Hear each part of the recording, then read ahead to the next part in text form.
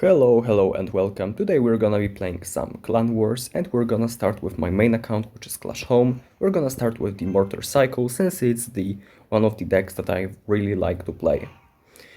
I'm gonna be facing the Witch, and fortunately in this variation we won't be having the Cannoneer, so even though the Cannon card usually is a good response to the Witch, even when you have the Cannoneer, we will be having a way easier time against her. And yeah, we're gonna be taking the Witch with the Cannon card. Cannon card will still follow through, and I hope that my Mortar targets the Princess, and there we go. We're gonna tank the P.E.K.K.A hit with the Skeleton King, and we pretty much will start off this game pretty nicely. My opponent will be playing with the very weird deck, so obviously we started with some aggression, but it's not too bad because we can pretty much get away with pretty nice defense and pretty nice King Tower activation right here.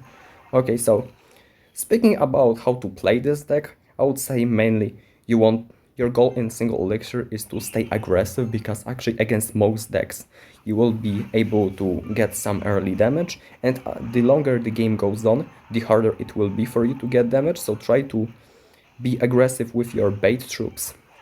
In single elixir, try to cycle mortars on offense, unless you recognize that your opponent has some kind of heavier deck. In this case, you want to save your mortars on defense. So it kind of comes down to the early recognition with your baity cards like Goblin Gang at the bridge, Spear Goblins on the bridge.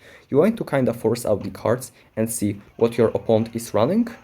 And once you get the good scout and you recognize your opponent deck, you can decide whether to play mortars on offense or defense and cycle them this way. Also, your another goal with this deck will be to cycling to the Evo Mortar, because it's pretty much the most game-changing timing that you can go for. And pretty much against some matchups you have to cycle to the Evo Mortar to even start thinking about winning the game. In this case, we actually will take the tower, with my opponent making some mistakes against our move out, wasting the spell and splash cards against the cards that didn't matter. And yeah, we're gonna cycle another Skelly Barrel. That shouldn't matter too much. I'm gonna get the arrows against the Firecracker, because it's kinda annoying. I'm gonna take actually the giant skeleton bomb, and I'm gonna lose the tower. I kinda spaced out here. You shouldn't be doing that.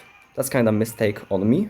I'm gonna go with the Evo Mortar right now and try to pretty much close this game. The Skeleton King won't activate his ability, which kinda sucks, but we're gonna wait without playing any cards to get our elixir back. That's actually very important.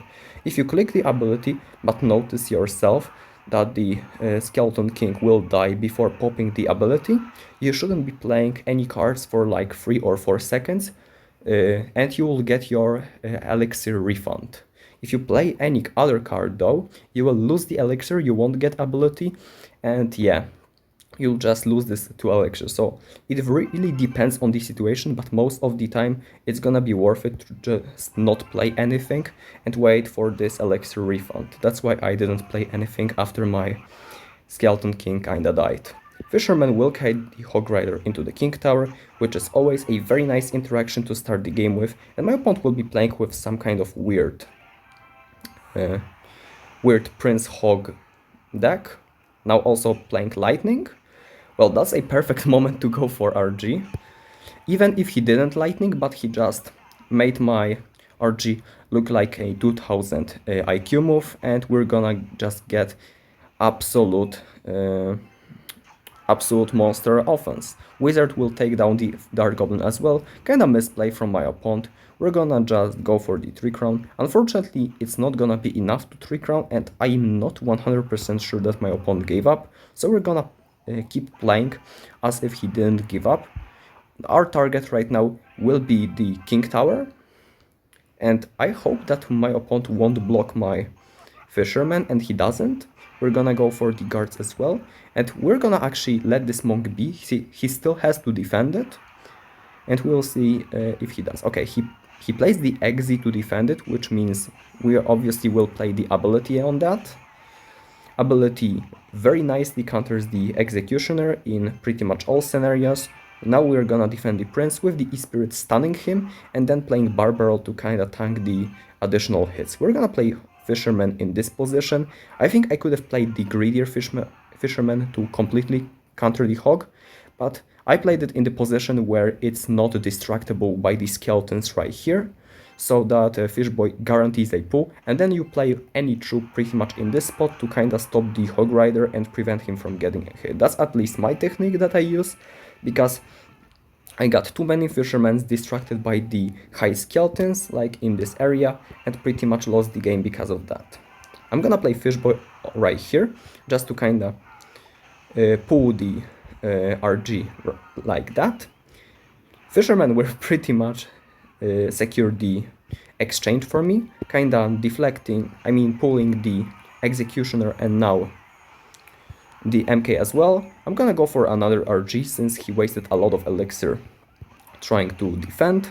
Unfortunately, Executioner will line up on the Wizard. I really wanted the Exe not to line up, but it is what it is. I'm gonna play the Barbarian Barrel to counter the Dark Goblin, and fortunately for me, I actually will kill it because my Barbarel was slightly overleveled compared to his Dark Goblin. And yeah, this game won't end up in a 3-crown, but it doesn't really matter. Securing the win was enough for me right here, and we're gonna get away with a very nice duel win. I'm gonna see you guys on the next account. Okay, and we're on the next account. I'm gonna just go for the pretty similar deck. We're gonna be playing once again with the Mortar Cycle, but on this account I unfortunately don't have evos for it, so it's gonna be a bit more difficult. I'm also gonna be playing a bit different version with the Goblinstein instead of the Skeleton King and Ice Wizard instead of the Dark Goblin. This version was very popular, I believe, a half year ago when I was upgrading this account, but right now it kind of fell out of the meta a bit. I think Ice Wizard is still very viable, but the Goblinstein definitely fell off and nobody is using him in the Mortar bait because the Skeleton King is just a better synergizer and Goblinstein was used only because he was kinda broken. Also, I'm gonna be using the Miner instead of Skelly Barrel because it was also a more popular variant.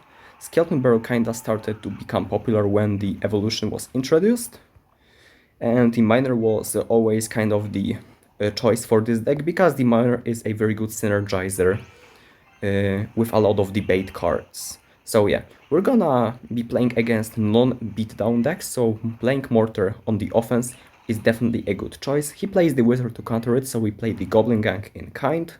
Obviously, the Mortars in single elixir are not mainly played to get damage, but to force out my opponent to play a card on the Mortar and then to kinda funnel my bait strategies further down the line. We're gonna be playing Miner and Bats.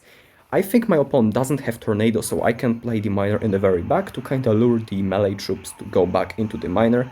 That's a very useful technique to use, especially when your opponent doesn't have a lot of Miner Bats responses.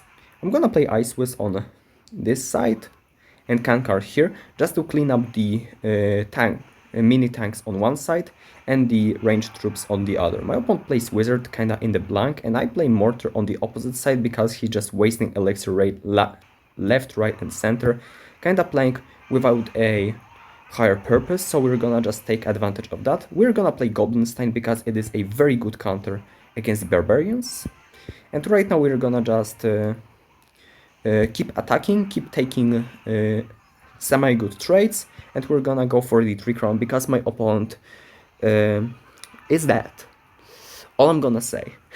Yeah, we're gonna take a 3-crown in the first game, and on the second game we're gonna follow up with the RG. This RG deck that I've put up is very similar to the RG deck that I've played in the previous game, with a very notable differences. Most notably, we have the Hunter instead of the Royal Ghost, and it kinda makes the game plan of the RG completely different. Because with the Monk, you want to kinda play the Royal Giants more like a beatdown deck, kinda stacking all the troops on one lane, playing for the perfect timing when you have the perfect push. And with Ghost, you kinda want to just play RGs with any support troops and sometimes even without any support, just playing more like a hog cycle. And Ghost will help you with that a lot, because most of the times the Ghost will force out a very good RG Hunter. Oh, that's a good Tesla kill. And that's when you can just go for the RG on the opposite side and claim a pretty nice win. My opponent will actually not respond in the best manner, probably because his cards are a bit underleveled. Most of people in Clan Wars actually don't know how to manage their Clan Wars deck, so they probably just have one well upgraded deck, and then they have a lot of decks that kinda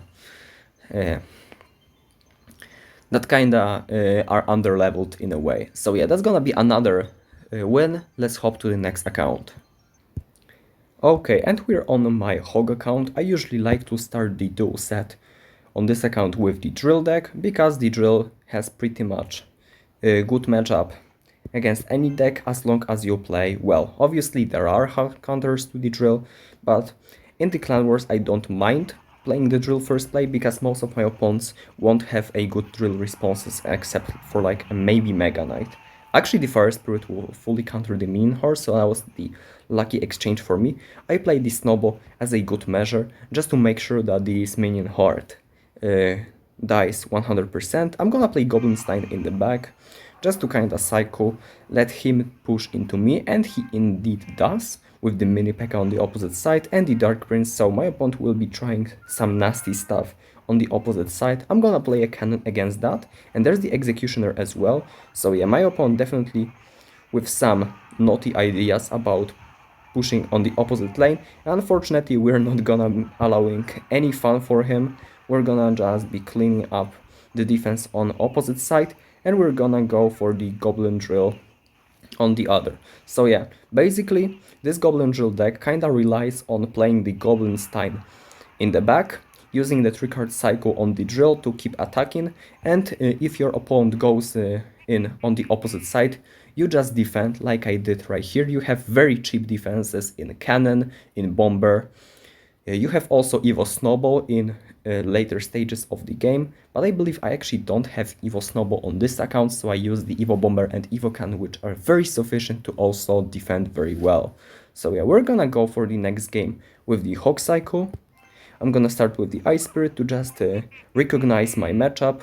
Hog Cycle once again is a very defensive deck, so we are gonna try to not overcommit in single. We're gonna play the Mighty Miner since my opponent is not playing anything, and he actually hits a very good timing with the Princess.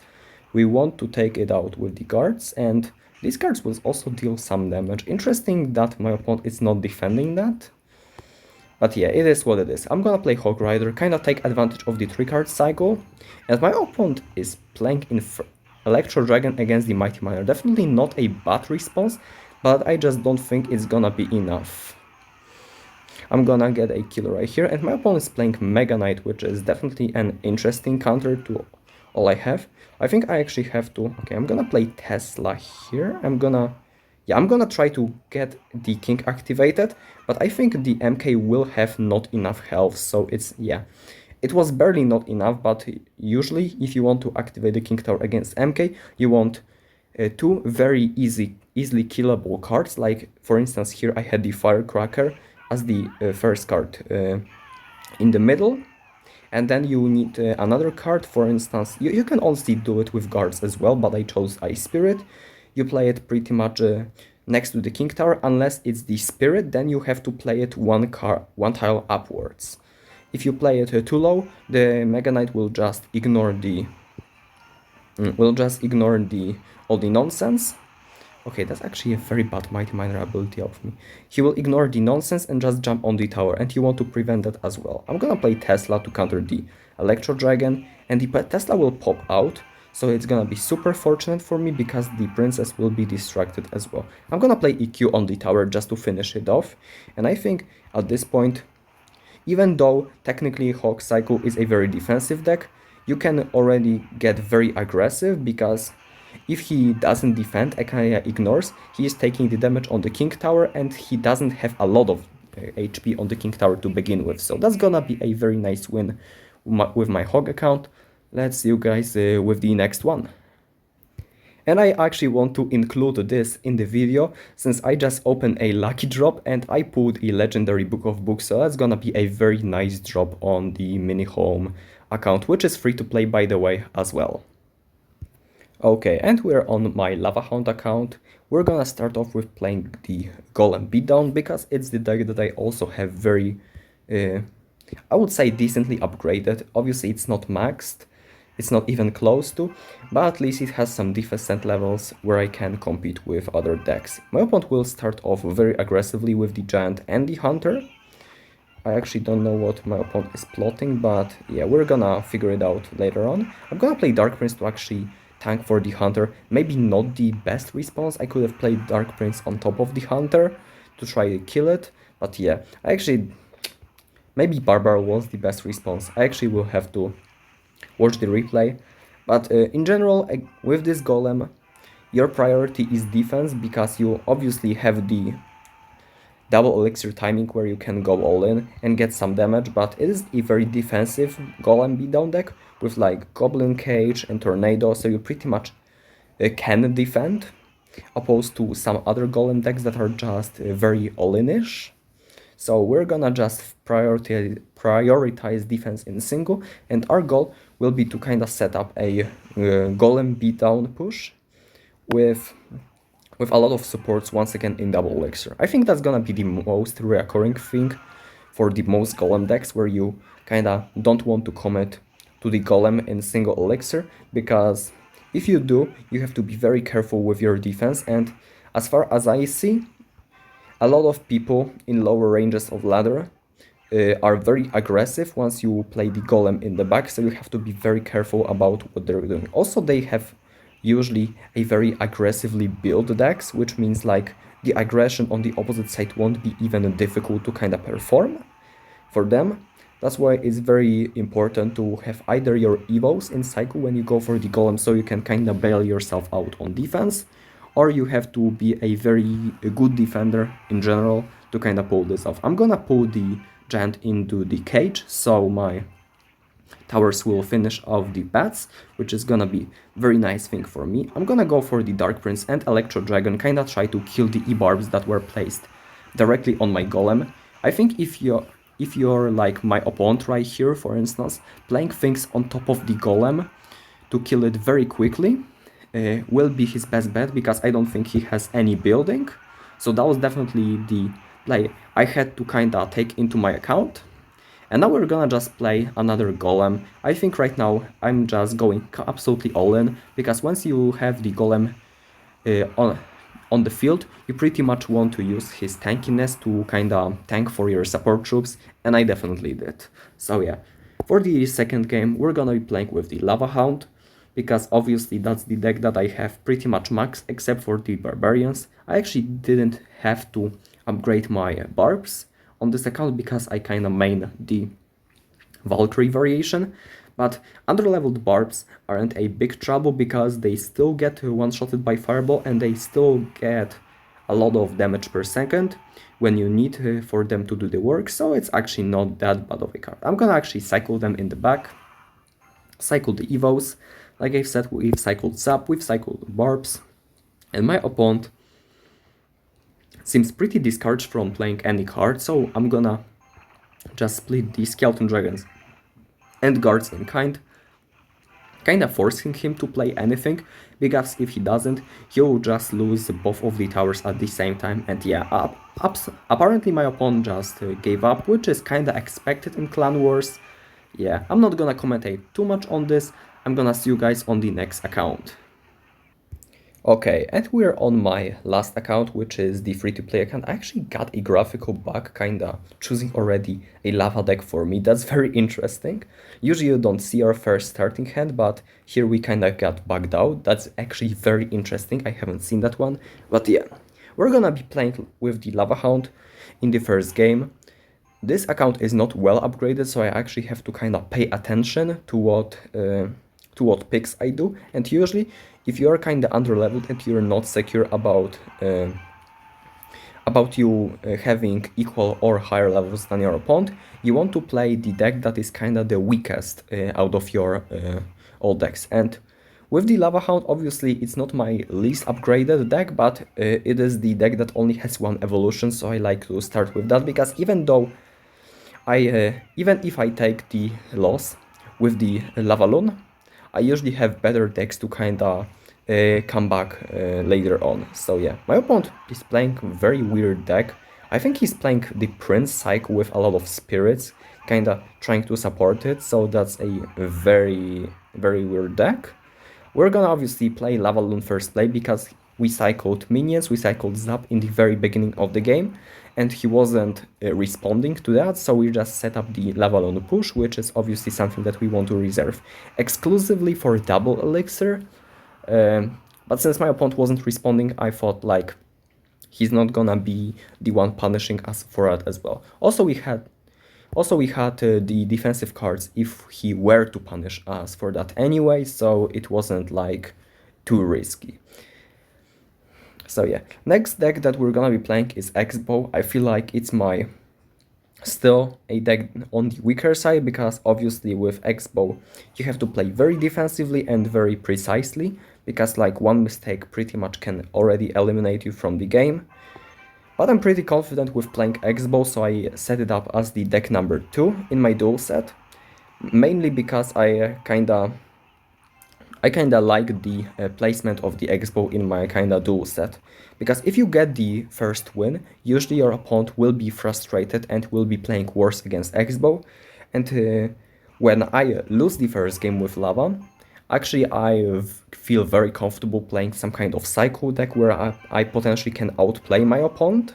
So like X-Bow is actually a very comfortable pick for me, even after taking some kind of defeat, just to calm myself and kind of take it slow. Also, my opponent looks like is not enjoying playing the game with me, so he's gonna just give up, and I actually don't mind it at all. I'm gonna play Knight and Evo Archers to kind of finish off the game, and yeah, that's gonna be the last duel game for today. Thank you for watching, I hope you guys enjoyed this video, and yeah, I'm gonna see you tomorrow with some bigger uploads. So yeah, thanks for watching till the end, and I'm gonna see you guys tomorrow.